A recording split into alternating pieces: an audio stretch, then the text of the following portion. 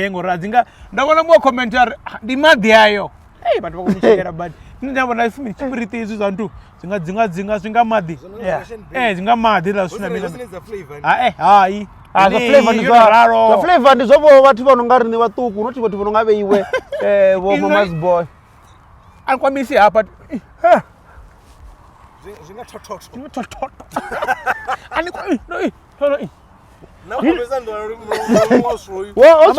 ndani apa panivona zoni hani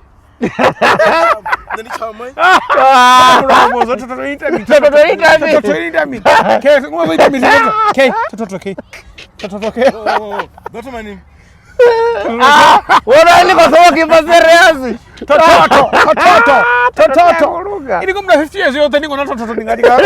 ningatona maraiti busy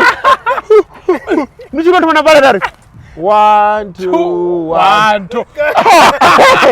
2 thothotho ibulaini thothotho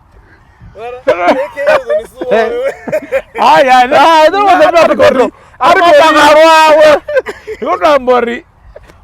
ndinga madhi azoeka chipiriso chinga madhi chipiriti and people must drink it achinge dzi whisky dzi vodka nobona china mara ndina problem ri vunji ya mahalo ane vatu vakwareleasa ayafana taste man handii vatu vatingoita kwambori ndi company ndi ndene pa Newtown company ndi inongoita okay